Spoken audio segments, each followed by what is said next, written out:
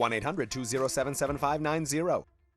This is Scott Kaplan and Crew Tonight. The very best from today's Scott Kaplan and Crew show on the mightier 1090 AM ESPN Radio. SoCal Sports Talk. Here's Scott Kaplan, Alex Padilla, and John Browner. Welcome back, everybody. This is Kaplan and Crew. Alex Padilla, John Browner, just the crew today. Scott will be back tomorrow and the rest of the week. My bad, put you on camera real quick as you're eating some food there, Browner. Classic me. I didn't even give you a heads up. Scott will be back. Scott will be back. I'm doing a lot over here. You got to give me a little break. When Scott's not here, I'm doing too many things on this side of the. You know how it goes. I got you. I also cut my knee as we were doing the last segment. I don't know how. I think there's like a loose. What? Yeah, there's like a loose screw under my desk. I'm not even kidding. It's not like it doesn't hurt. It's just one of those little nicks that won't stop bleeding. So I'm over here like trying to patch my knee up as we're talking, as you're eating bacon on camera. So a lot's happening.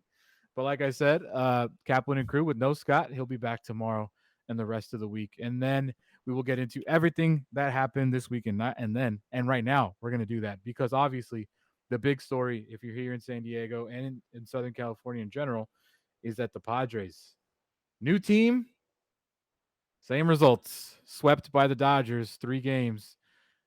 It was, I would say discouraging, but also for the first time in a long time, surprising to me how the Padres played against the Dodgers. You figure with the new players that they got, I understand if the pitching struggles because that lineup is so stacked.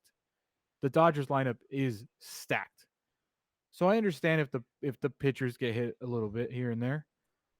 I wasn't expecting the Padres offense to just be a total clunker. They were absolutely brutal this weekend offensively. They scored 4 runs in the series. They got 12 total hits in 3 games. Yesterday, they only got 1 runner on second base, and that was it. I think Hassan Kim got on second base, and nobody else even made it that close. It was surprising. It was deflating. And I think that they really had to take a look in the mirror because you can have, like last year, all the hype you want in the world. But at the end of the day, you got to go out and produce and you got to go out and play and you got to play well to beat the Dodgers. And they definitely did none of those things. Browner, what do you think about the sweep at the hands of the Dodgers? And got to tell you, man, didn't think much of it. Didn't have a problem with it. I kind of feel like it was not a good thing to get swept, but I felt like this roster had this us taking over the world energy, and that was a very humbling experience. So I didn't think it was a deterrent. What I thought it was a good opportunity for these guys to get in a room and go, see what we're up against. Let's lock in. Let's focus. Let's go the rest of the way. Let's get the last piece back in here in Tatis and let one mission, make the playoffs. The division's gone. We knew the division was gone before the series started. I think in that dugout, in that clubhouse, that organization, they know the division's gone. Yeah. So at this point, your main focus is to get into the playoffs. And upon doing that, everybody's 0-0. And what I saw from the roster, I saw Soto be able to get on base without getting hits. I saw, Bell, solid first baseman, no issues there. Yeah. And the guy who I can't remember his name. Brandon Drury. That guy's good. He is good. He shouldn't be playing third no more. He's a better version of Luke Voit. He's basically the guy they thought that Voit was going to be. The guy that hits 20-plus home runs with, close to 100 RBIs. That's the guy that they thought they were going to get. And Voit that they ended up having. By the way, let's just start there real quick because, listen, I know that this is old news for Padres fans, but we weren't on last week after the official moves happened. So let's talk about Brandon Drury being here because I don't think that was ever part of the plan. But when Eric Hosmer refused to go to the Nationals, they had to throw in another piece to complete the Juan Soto deal. That piece was Luke Voit, which I don't think it's a big miss. But what it did do is then force you to replace Luke Voit to make another deal. So you might have to lose another prospect to go get Brandon Drury. I think they upgraded the DH position in Brandon Drury just by look I do at too. his first swing as a Padre. Grand slam. Welcome to San Diego. Amazing. I think Mm-hmm. that he probably shouldn't play third base, as from what I've caught up. I think that if It you was need bad. if It you was need rough, to man. rest Machado, then you can go ahead and put Kim over there or something.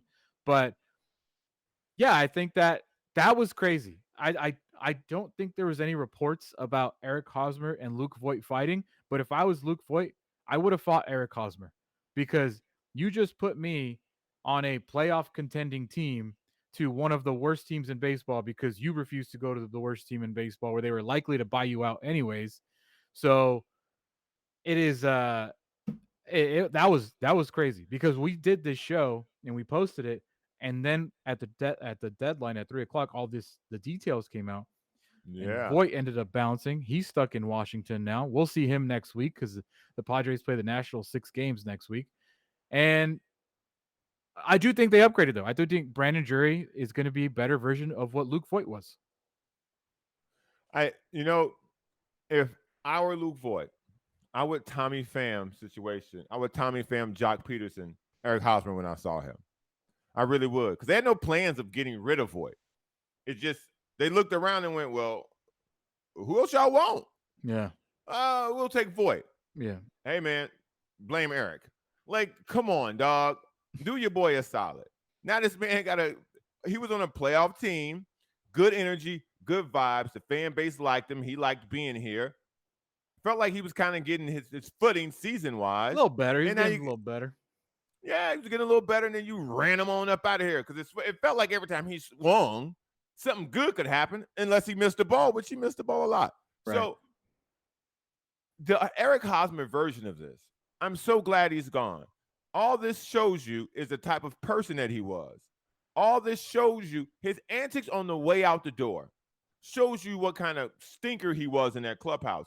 This idea that Kevin Acey's like, oh, this guy is the leader in the clubhouse and everybody loves him. Miss me with that. Miss me with that. Because as much as he probably didn't want to go, your time was up. You didn't hit well. So now you got to go. And now not only did you kind of gunk things up, you messed up the life of another guy. As much as you didn't want to be traded, now they had to trade somebody who also didn't want to be traded because you're being a big baby about business. So the whole Hosmer thing. You just said it right. I think as a fan, I hate what Eric Hosmer did. As an observer, I have no problem with what Eric Hosmer did. Zero. None. You got that trade clause in your contract for a reason. You used it. He did absolutely nothing wrong from a business standpoint. Nothing.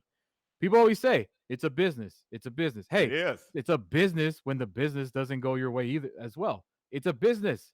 Eric Hosmer treated this move like a business. He ended up going to a Red Sox who are the worst team in the AL East, but they're still like above 500 and might be able to do something.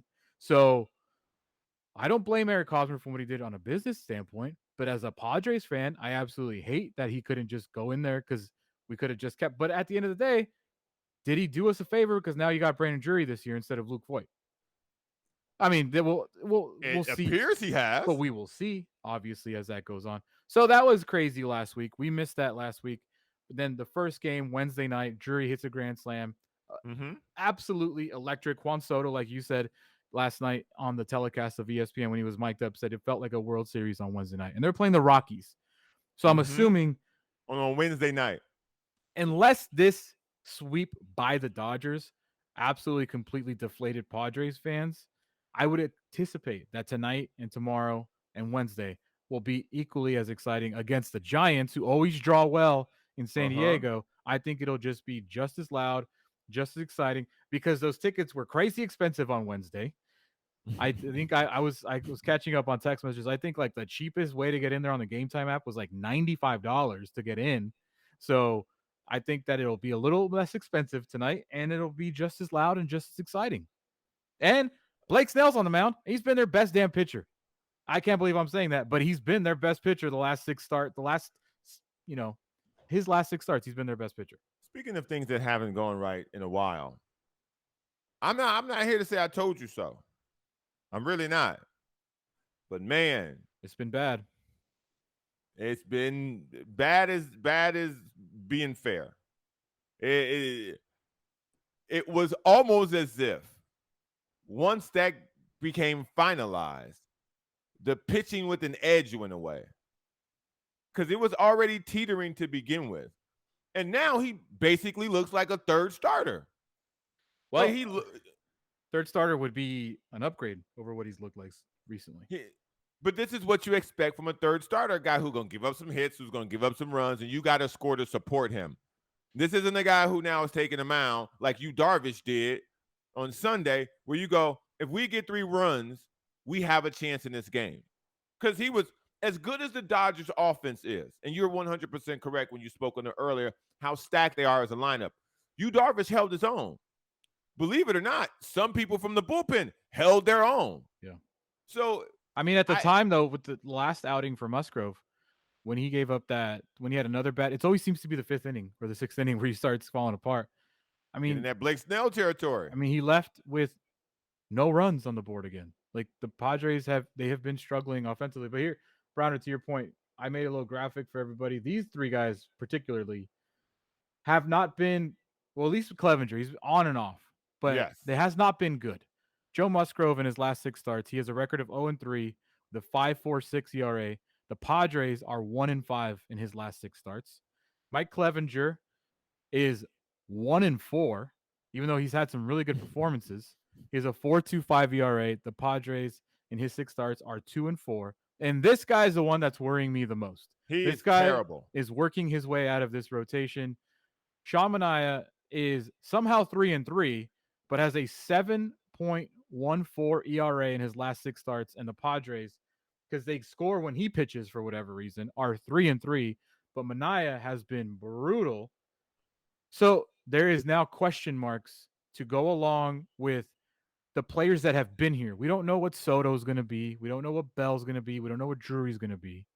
But we know that the guys that have been here are struggling right now offensively. The pitching staff now has some question marks. There are things that they have to work out. But Browner, luckily, the rest of the month, they only play 2 games against a team with a winning record. That's it. Just 2 games against the Guardians. Every other team they play this month, the Giants, the Royals, the Rockies, the Diamondbacks, I believe, they all stink. So the Padres have to go on a big run here to finish the month of August because guess what? They've already fallen to 6th in the wild card, and they're only 2 games above the Brewers for the final spot in the wild card. They need to go on a run. They need to. I don't think that who they play is imperative or important. I think they need to win the game in front of them. At the way the season ended last year, and to basically sweep out a lot of that and to bring in a generational talent, to bring in a closer who they haven't even been able to use yet, so he should be nice and rested and ready to go whenever they call his number. I didn't lose any steam over what happened with the Dodgers. I am still as fired up as I was the moment I realized the Soto trade was real.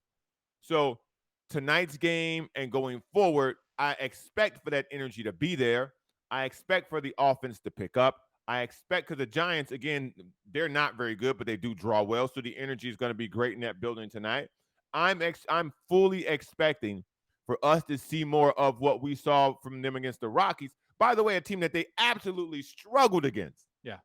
And then almost beat them 5 straight because whatever the energy was from that trade, it was in that entire series. And so I'm expecting to have that back. I'm expecting these guys to be back in Petco and for that thing to be rocking, man, and for us to kind of restart this engine and get back on the winning way. Like, I understand what you're saying, that it doesn't matter who they play. They just have to win. But I'm telling you, it helps that the rest of the month of August, they're not playing the Dodgers. They're not playing the Cardinals because in September, believe it or not, their schedule is rough.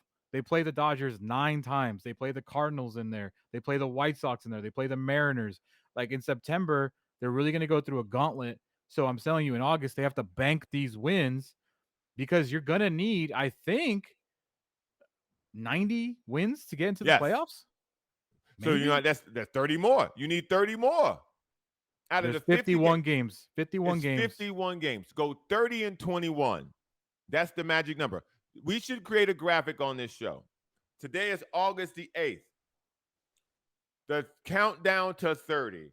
You need to get 30 wins, and that should secure you a playoff spot. You get 90. That would give you 91 wins on the season, and that should, but you never know, that should get you a playoff spot. Ideally, the goal would be to finish fourth and host the wild card series. That would be the goal, I think, for everybody. But yeah, you just got to get in some way, one way or another. But you're right. I think that, I don't think they do have 51 games left. And if you win 30, that gives you 91 wins, and that should make you a playoff team. So we'll see what happens. So yeah, because the Dodgers, man, they have absolutely killed the Padres. It's no surprise to anybody here. I believe But I got to tell you, going to it, I got it. You're correct. It's not debatable. They have crushed the Padres this year in a playoff series. I have all the confidence in the world, and don't ask me why. But your blind faith. I fully believe with the firepower this Let's team not will even have. worry about that though. Like but that's what I'm saying. But you can't even get that far mentally, dude, because it doesn't matter. Oh no. I think. How about you win a series against them because you play them 3 more series? I'm How about you start there? I'm also not going to mention that Tatis is down there going 0 for forever down there in the minors. I don't care about that. Yeah. Let's get him up here. My prediction was wrong. I said he'll be back against the Dodgers. I was wrong there. I thought it would be today. And I thought it would be today, and he's not going to be back today. According to Bob Melvin, Fernando Tatis will be back mid-August. So that could be that could be on the road Friday. That could be, let's see, on the road in Washington. He said probably too soon. So could it be next Monday at Miami? Maybe. Could it be at home against Washington, the 18th? Probably. I hope it's a home game. I don't care. I just want him back in the lineup. I don't care. I don't care where, when. I mean, I do care when. I wish it was tonight. But he did go 0 for 3 yesterday in San Antonio. I have his 3 at bats, by the way. Just to see him swinging a bat again is fantastic. That's why I just got these clips, because, hey, he's not getting hurt, and that's really important. There's no flare up on the wrist. There isn't any setback yet. He's going to go to El Paso. By the way, do you know Fernando Tatis has never once played a AAA game in his career? Ever. Because he skipped AAA. And his rehab assignments have been in San Antonio so far. So, yeah, he went 0 for 3 yesterday in San Antonio. By the way, Browner wearing the best minor league uniforms in the history of minor league uniforms, because they wore the special flying chanclas jerseys. Now, let's have a little lesson here, okay? Do you know what a chancla is? No. A chancla in a Mexican household is the most lethal weapon that a parent could use against their child. It is basically a flip-flop, any sort of slipper, but that has like a rubber bottom or some sort of hard bottom that they can grab, that your mom can grab it and smack you on the ass with it as what, get your ass over. Or like San Antonio, the flying chancla, which means, in my household, it means when a mom gets when you mess up and you're too far to be hit with it, they just throw it at you. It's called the flying chancla. I mean, those are the best uniforms and the best. I don't know why they wear them, but they're fantastic. And I have seen that the hat is literally a flying flip-flop. I need that hat. Let's see what that's. I'm gonna look this hat up right now. I absolutely need that hat. The flying chanclas. What? San Antonio. It's the San Antonio Missions, the Padres AA team. They every now and then wear the flying chanclas, and it is a great hat. I'm pulling it up right now. Awesome. Oh, they do have it on lids. Maybe I'll just buy it right now in commercial break. It is literally a flying flip-flop. I don't like the colors, but I love the hat. Yeah, so Tatis rocking those jerseys yesterday.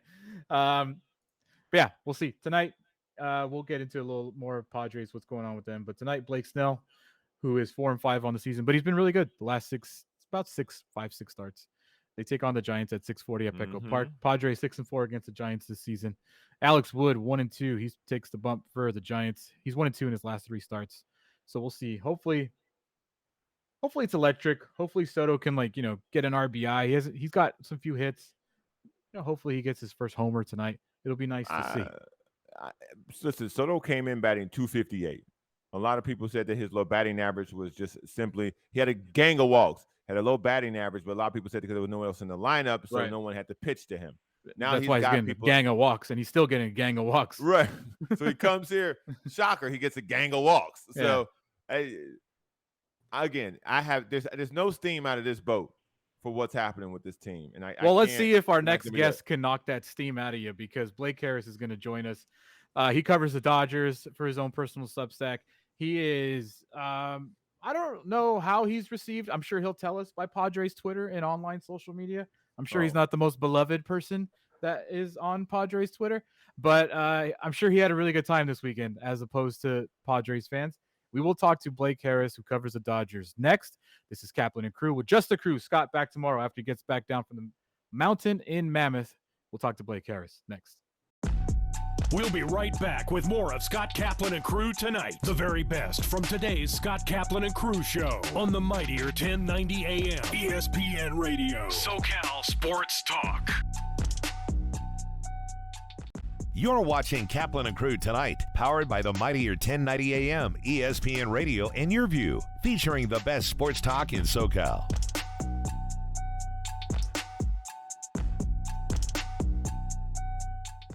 Rome comes home. Yes, I said it. You can now catch the Jim Rome Show Monday through Friday, noon until 3 p.m. on the mightier 1090 ESPN Radio. Back to San Diego, where it all started, on the mightier 1090 ESPN Radio, SoCal Sports Talk. When they approached us to do this in the first place, we couldn't wait to get involved. Come in here, and it feels like a football game should be here. It's a big event for us. In our opinion, this is going to be an outstanding spot to bring it to, and once you get a taste of it, I'm guessing you're going to want to come back.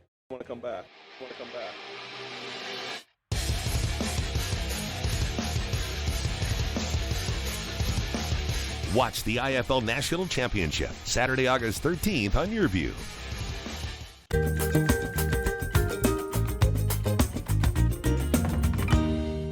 Please welcome in tax attorney Adam Brewer. Adam, thanks so much for joining us again on Main Street Living. Yeah, thank you. Happy to be back.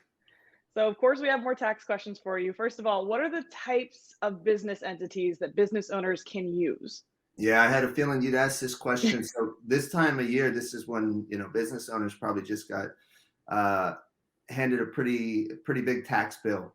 And so naturally, the next question is, how can they save taxes? How can they save on taxes? And so that's where these business entities really, they may come in. So yeah, what we're looking at is corporations or limited liability companies, more commonly called LLCs. So definitely by using either a corporation or an LLC, business owners may be able to really save on taxes. For the most part, when we talk about tax savings, we're looking at like an S Corp election. And so again, an LLC can do that, a corporation can do that. But the net result is you want to save on what's called self-employment tax. So for 2022, a business owner is going to, by default, pay self-employment tax on the first $147,000 of taxable income. So that's 15.3%. By doing an S Corp election, putting yourself on payroll, you can really drive down how much of your income you have to pay that 15.3% at. Beyond the tax savings, it just offers an extra level of protection between the business owner's personal assets, say their home, and their business operation. So, no matter what business you operate, you're going to have some exposure to liability. So an entity like a corporation, like an LLC, it just puts that extra level of protection between the business and then what the owner has on their personal side. Yeah, well, clearly a plethora of information that you always provide to us, Adam. We appreciate you being on the show. Where can our viewers get in touch with you for more tax help? Yeah, like always, they can visit my website, triumphovertax.com, or feel free to pick up the phone. You can always give me a call, 619-591-9500.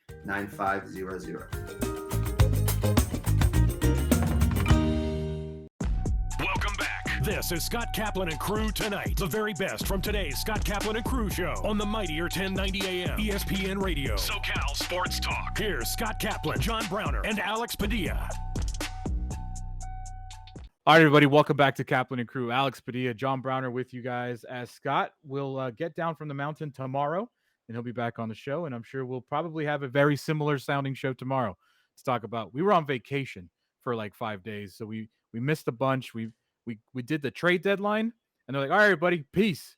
And then we missed the sweep. We missed all the excitement at Petco for one game, but a lot has happened since then, including what happened in Los Angeles this past weekend as the Padres got swept by the Dodgers. I was going to say once again, because it feels like the Dodgers have just swept them, even though I guess they did sneak in 2 wins at some point this year.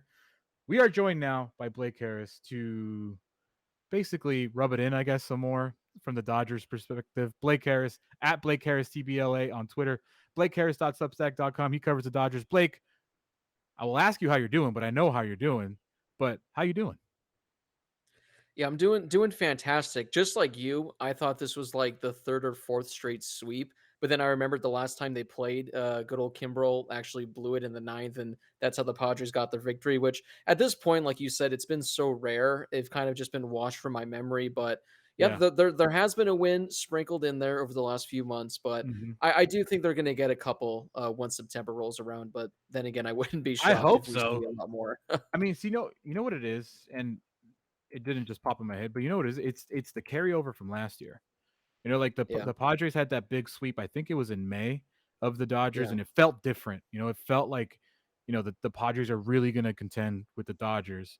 And then I think they won like, I want to say like 12 in a row or something like that against the Padres. Like it was just like we had a collapse, a monumental collapse in San Diego, that it just feels like the Dodgers have owned, which they have, the Padres like monumentally. Like it hasn't even been close. They haven't even been competitive games.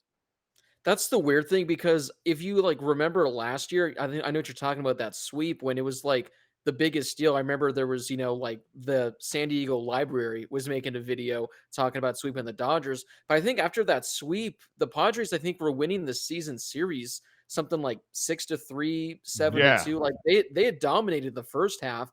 And then the Dodgers, I think they won the final 9 or the final 10, which then, carried over into this year where it's like 17 out of 19. But if you go back before those 19 games, the entire first half of last season was dominated by the Padres, and it looked like, okay, again, it's not a rivalry yet, but the way the Padres are playing, this would have been like their first series win in like a decade. Things were on the come up, and then, like you mentioned, that second half collapse where everything just went wrong. And like you said, the carryover, like I said, I think it's officially 17 out of 19 now. Yeah. So it feels like the last 2 years have just been pure dominance by the Dodgers, but if you look at the last 2 seasons, I think it's more like Dodgers have won maybe 60% of the games, whereas the Padres have won 40%. Yeah, and then it seems to be that the series in LA just seem to be worse and worse. Like they don't, the Padres for whatever reason, and I'll put up a graphic on the screen. Like they just got dominated this season by the Dodgers, and they're 2-8. They've only scored 18 runs, which is crazy. The Dodgers have scored 55. The Padres have 181 team batting average and the team RA of 5.40. Like nothing has gone right against the Dodgers this season. And guys that don't do well, like Cody Bellinger and Max Muncy. Just what would you see this weekend? Anything new that you're like, that we're going to, not only are the Dodgers the best team in baseball, but we're going to build on this because we saw this. Is there anything that stood out to you? Yeah, I mean, it's amazing because this was a series where, like, I won't lie, like I was worried for it, especially after seeing what the Padres did last week at the trade deadline. I was thinking they couldn't have gotten the Dodgers at a better time. I know they lost to the Rockies, I think, right before they came to LA, but I was thinking this is a team that's going to come in, that's going to be hot. And the Dodgers just all around, like you said, it was pure dominance. I mean, the starting pitching shut things down. I think you on the graphic, it said just in general, I think it was for the entire season. Yeah, At Dodger Stadium, they're only hitting 180.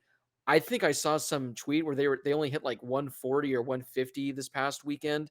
I mean, when you look at Juan Soto, 12 Manny total Machado, yeah, I mean, no, it seemed like no one was hitting. They had that one big inning that all the runs were actually unearned to Andrew Heaney, and I don't know. I mean, Tyler Anderson, he's been fantastic this season. Andrew Heaney's been fantastic this season. But the way they're able to shut down the Padres, and the crazy thing is, Yu Darvish pitched really well yesterday. Mike Clevinger, up until that fifth inning when he allowed the Muncy home run, he was pitching fairly well. So it's not like, again, that the Padres just played horribly. It was just, it seemed like the Dodgers did everything right. And like you mentioned, Cody Bellinger, Max Muncy, who can't even hit above the Mendoza line, they had like some of the best games of the season. So it was a weird series. Like, I know that it was pure dominance all the way around, but I just felt like, I don't know, maybe the Padres just weren't clicking yet. Maybe they're still getting situated. I don't think you can really do that in baseball, but it felt like they were playing a team that just wasn't in the playoff hunt. It just seemed like they were playing another team that's kind of already out of the race.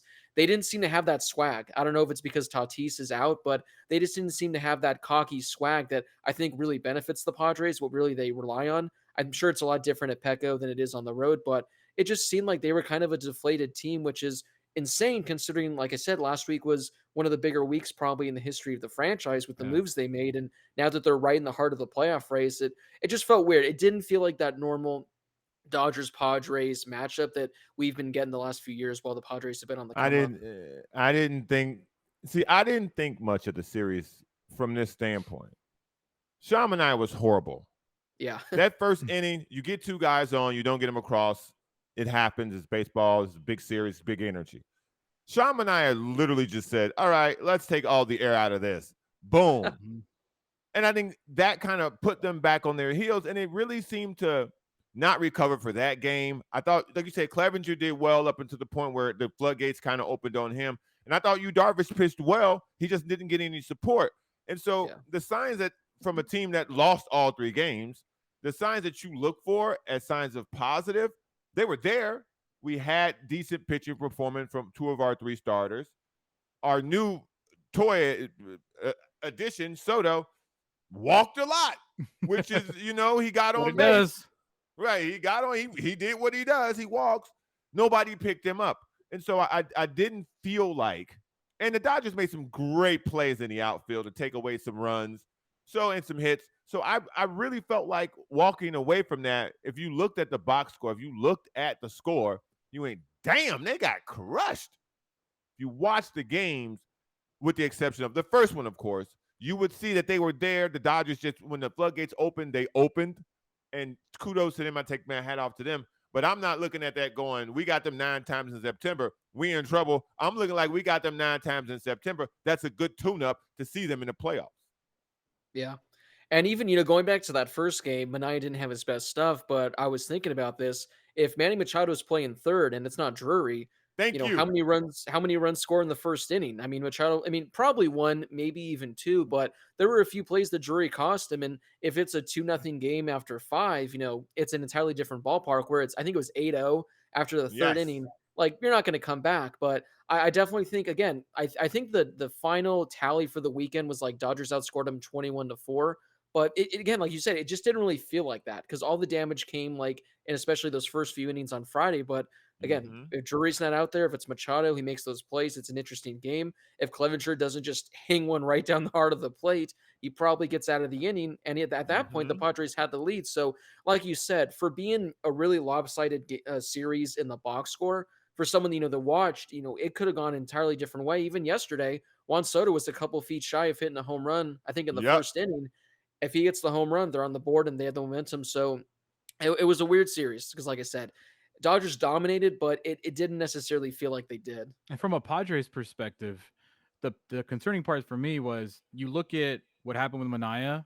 That happened to him the last game too, with Hosmer making an error, and then it just snowballs into 5 runs in an inning because Manaea gets shaken from his defense letting him down. Yesterday, I've seen that game so many times by the Padres where they just can't hit a lick, and I don't know what. And it's frustrating because you got 3 new dudes. You took away one guy in Hosmer that seemed to always end, potentially big innings with a ground out. So you're like, oh, this is going to be different.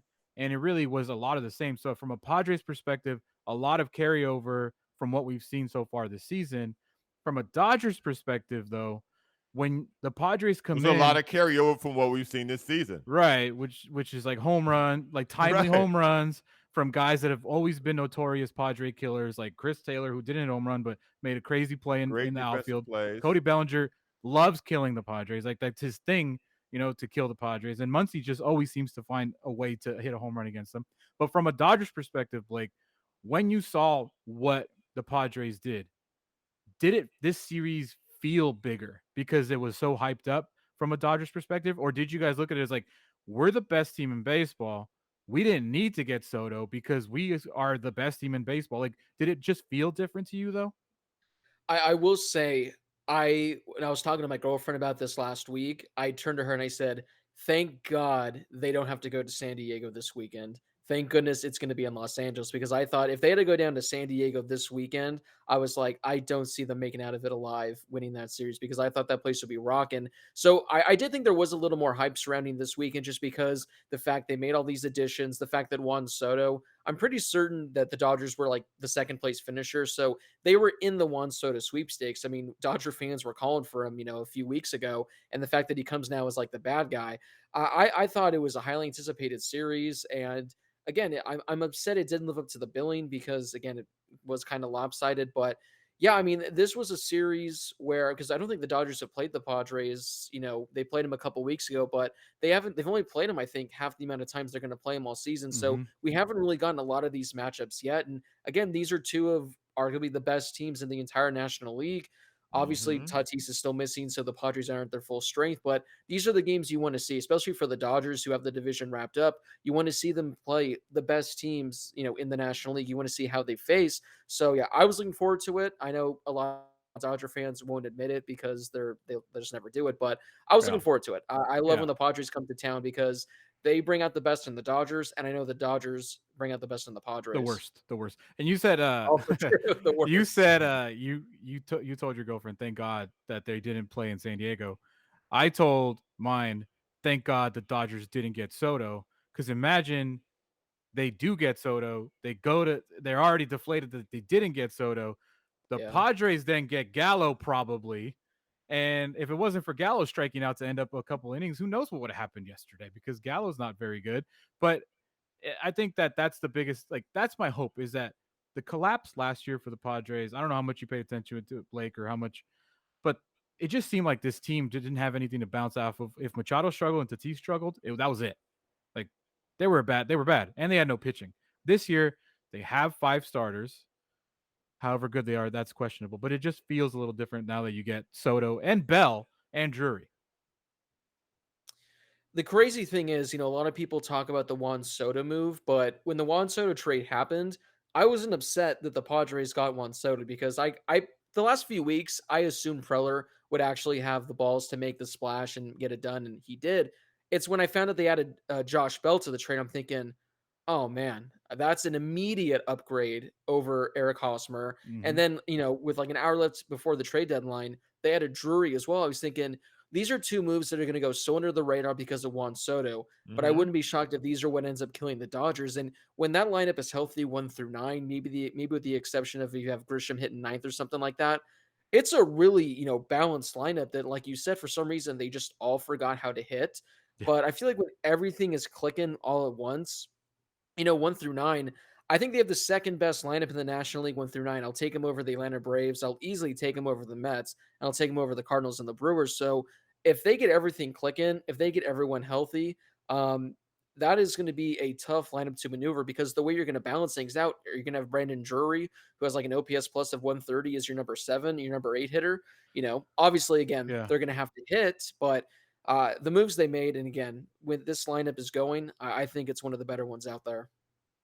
I think tonight's going to be a very good opportunity for this team to respond after what happened. And I think this series against the Giants, we're going to learn a lot about them. So again, I was telling Alex this earlier.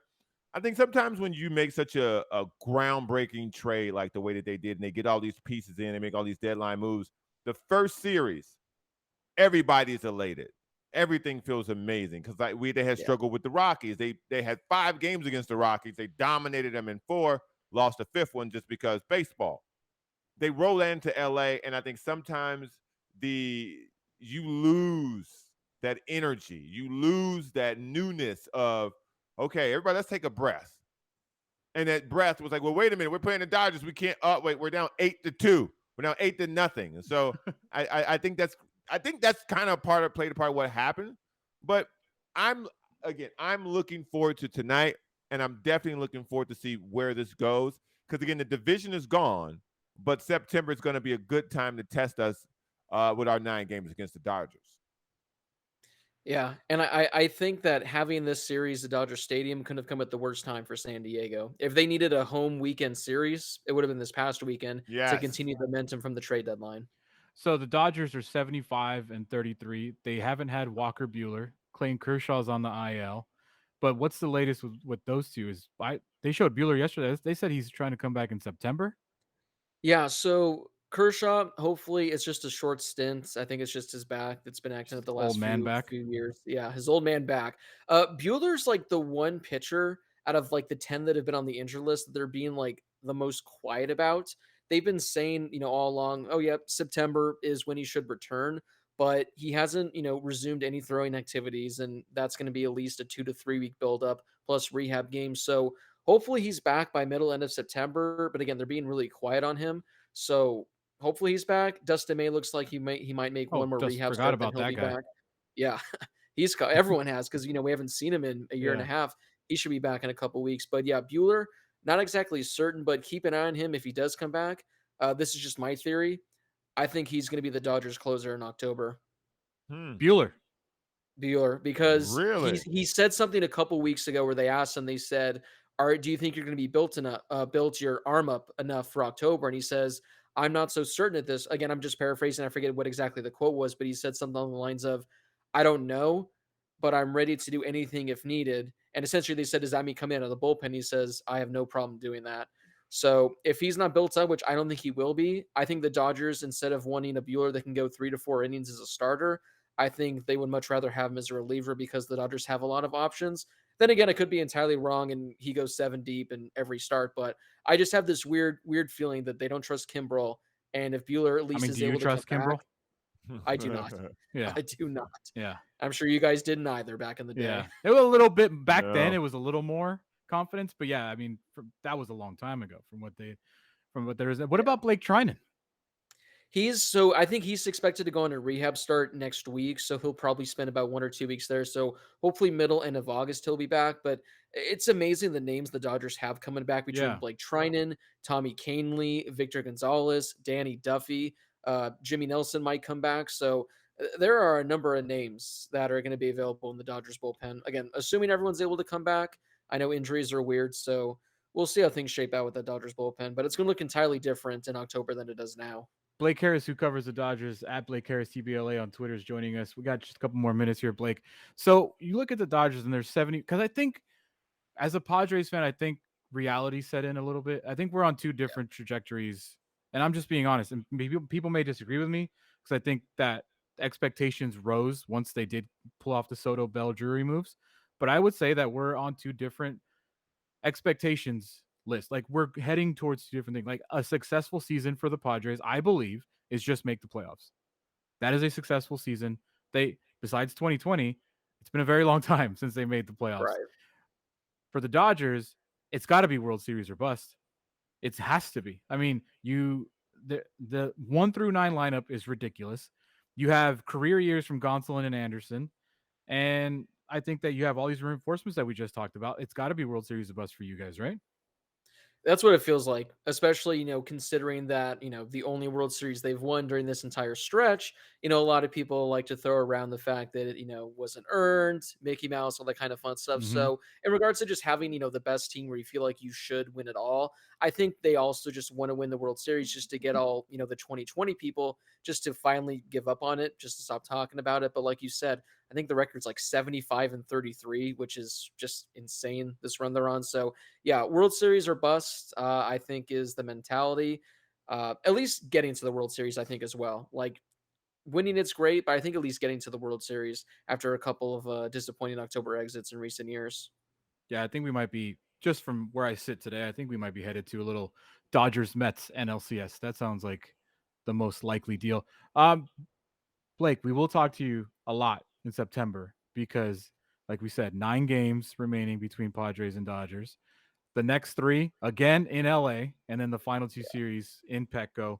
Might be a little different, but thank you very much for joining us, man. We always appreciate it. Blake Harris at Blake Harris TBLA. BlakeHarris.substack.com is where you can catch all of his work. And I hope that just like give us a series. That's all. Like just a series. It would be nice. Be nice of you guys. We're getting kind of tired of just winning all the time. We'll throw a loss. Man, get out of here with that. Don't be coming up in here with that all tired of winning all, man. Enjoy your wins while you can get them, because they gonna be dude, it is a short-lived. long time from now until September when they play again, because hopefully, I told Browner, I was like, hopefully the Padres can get on a run, because they play some terrible teams for the rest of August. Yeah. They played 2 games against the Guardians. That's the only team with a winning record they play in August. So hopefully there'll be momentum, and hopefully the next series in LA will be a little different. Blake, thank you for joining us. Always appreciate it, man. Always a fun time, guys. Thank you again. That's Blake Harris from Sure. his own Substack, BlakeHarris.substack.com. When we come back, we'll get into more. Actually, we'll talk to Eric Williams of Fox Sports, who covers the NFL. It is training camp. NFL season is here. We'll get the latest with our pal, Eric Williams. When we come back, this is Kaplan and crew from the 7 Mile Casino Studios. We'll be right back. I'm tax attorney Adam Brewer. If you have a serious tax problem with the IRS or state of California, then you don't need a tax relief company. You need a tax attorney. Call or visit my website to schedule your free tax evaluation. You're watching Kaplan and Crew tonight, powered by the mightier 1090 AM, ESPN Radio, and Your View, featuring the best sports talk in SoCal.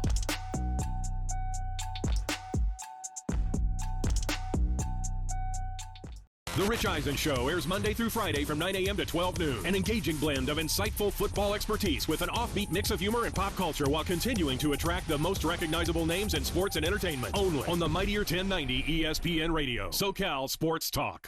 I'm tax attorney Adam Brewer.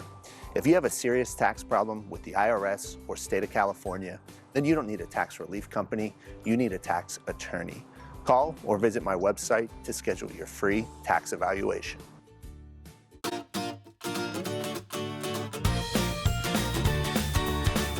Please welcome 4 of the 5 San Diego County Teachers of the Year from the 2021-2022 school year. From Central Elementary School, Laura Reyes. From Westville High School, Tiffany Jokers. From San Jose Elementary School, Jacqueline Jordan. And from St. Joe Chavez Middle School, Todd Sanders. Teachers, please deliver the pitch. San Diego County Teachers of the Year with their honorary pitch.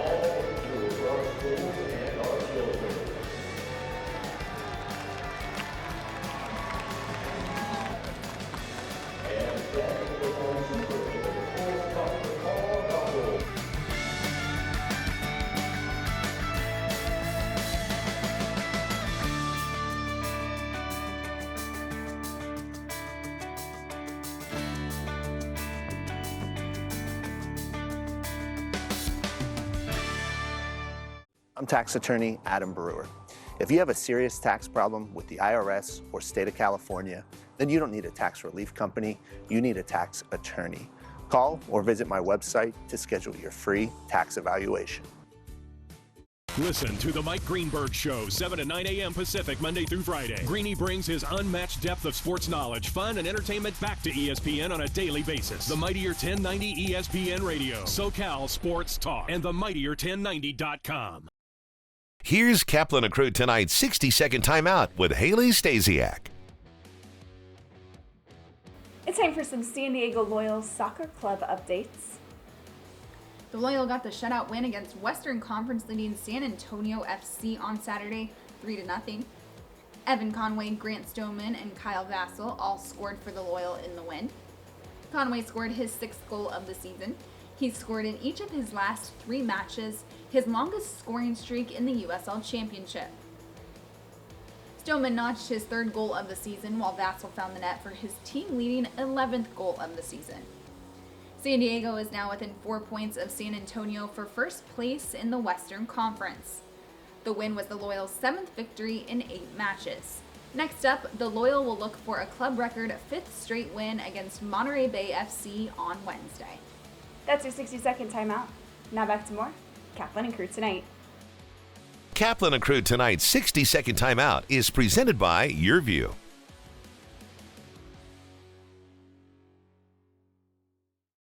You're watching Kaplan and Crew tonight, powered by the Mightier 1090 AM, ESPN Radio, and YourView, featuring the best sports talk in SoCal.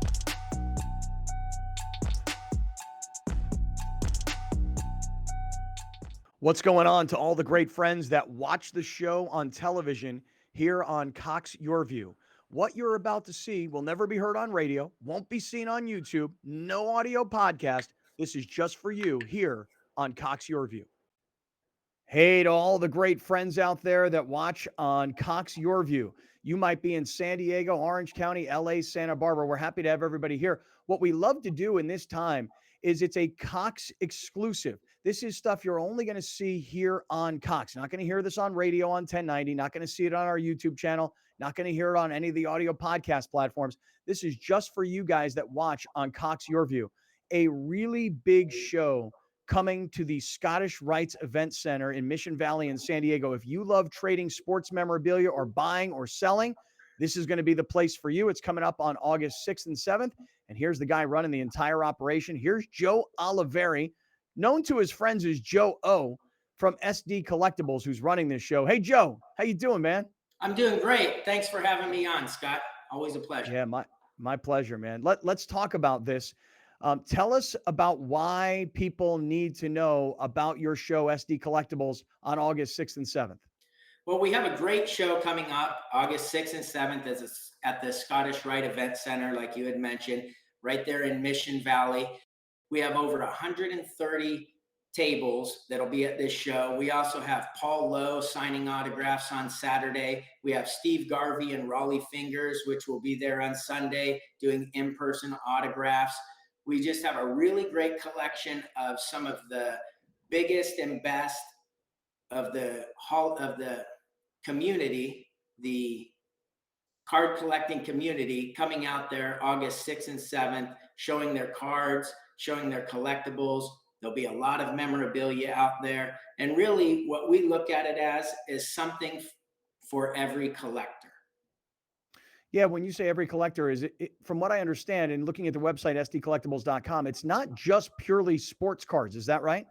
That's correct, Scott. We have sports cards, memorabilia, autographed items, quite a few unique autographed items and memorabilia. But we also have Pokemon, a large selection of Pokemon, Yu-Gi-Oh!, Magic the Gathering. There'll be vendors there that have comic books. As I mentioned, there's several autograph signers that will be there. We also have JSA, which will be on site for both Saturday and Sunday, doing in-person authentication, same-day services. Well, that's awesome because for me, the one thing I know I'm most interested in, and I know a lot of people who are watching right now have the same thing. If you've got a piece of sports memorabilia that you are willing to part with, but you don't have authentication, like I have this Marshall Faulk football, the year that he broke the record where he was over 1,000 yards rushing and receiving for the Rams in 2000. I've also got this basketball sitting right here that is signed by every Los Angeles Laker of the 2002 World Championship team. So Shaq, Kobe, Phil Jackson. I don't really honestly know if they're authentic. I think they are. It's just I don't have the paperwork. So I can bring this stuff to your show and get it authenticated on site. Is that right? That's correct. You can bring your autographed items, whether it's memorabilia such as those basketballs, footballs, baseballs, bats, cards, photos. You can bring them right to the show Saturday or Sunday. Stop by the JSA booth. Chris would be happy to help you there. He'll be on site with his team, and they can authenticate different items that you have that have autographs so that you can find out, one, if it's real, and two, it just gives it that much more value when it is authenticated. What if I get it authenticated and I want to sell it? Is there a way for a private person like myself? I say private, I mean, like, I'm not in the business. Can I sell this stuff? Yeah, you sure can. There's a couple different ways to do that. I mean, obviously, there's some online ways to do that take a lot of time and a whole different set of really procedures. But one of the great things that you can do, we have tables available and we have options for everyone. We do have some vendor tables available, 6, 8, and 12-foot tables. You can bring your items down there to sell. You can bring your cards, your memorabilia, and so on. If you have some memorabilia items like you're showing there, Scott, you can get them authenticated right at JSA, bring them over to your table, and you can put them out there for all of the attendees to see and see if you can make a deal on selling it or possibly trading it for something that you have a little more interest in. All right. Well, while you're talking, I know Alex is putting up on the screen for everybody the website. It's sdcollectibles.com, sdcollectibles.com. Information about where, when, who's going to be there signing autographs, how you can get authenticated, how you can buy a table and space if you want to sell your own collection. Joe, this is going to be a fun show. This is going to be really cool. Give us any final thoughts, things you need people to know before you roll. Well, one of the great things is it's a family-friendly event. When you come to our shows, you'll see a lot of people, both the parents and the kids, showing them around because there's something for everyone. There's bargain boxes of cards that are anywhere from 50 cents to $1 up. And then if you're one of those bigger collectors that likes to find those unique cards, maybe those graded cards, those Gem Mint 10, there's going to be thousands and thousands of those on display, as well as what's called the trading card game, the TCG, with Pokemon, Yu-Gi-Oh, Magic, and so on, comic books, as I mentioned, autographed memorabilia and such. If I could give a special thank you to some of those in our community that have helped support our event. Stacked Packs, big supporter and sponsor of our event. Poke Familia, J-Lo Collectibles, SD Sportsmen, and OC Dugout.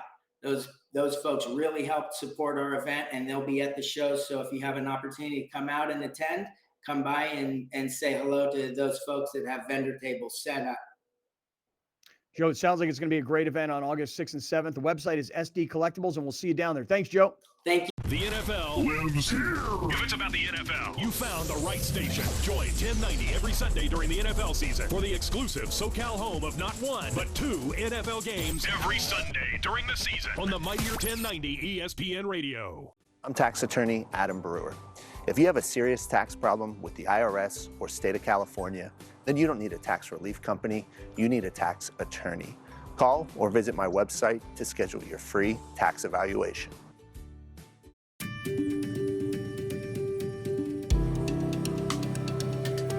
Home of Guiding Hands helps San Diego community in that we're a resource for families. A lot of times when families first identify that their child, their loved one, might have an intellectual or developmental disabilities, they don't know where to go. They don't know what to do. And we're here to help guide people through that process, to show them what a thriving life their loved one can have. It's a passion I share, having a daughter with a disability. I really love the place that I live at. Because of Home of Guiding Hands, I was able to move out of my parents' house and into a beautiful home that I love living in. And so like if you have an independent living service coordinator, they will help you like learn more about being independent, and they help guide you through different things. They've helped me with lots of encouragement and love. They've also given me an ILS worker who is an amazing person, and I love her so much. She's great. I could tell you the first, I think, week or so, I wasn't feeling very confident in myself. The first couple of nights I was like, oh, this is scary. But I look back on it now and I'm like, this is so easy. Main Street Living celebrates diverse abilities in partnership with Home of Guiding Hands, supporting the special needs community for over 55 years. Thank you for joining us. Catch Scott Kaplan and crew tonight from 7 to 8 p.m. Pacific every Monday through Friday. The very best from today's Scott Kaplan and crew show on the mightier 1090 AM ESPN Radio, SoCal Sports Talk. We're hitting the gym, but this place doesn't have state.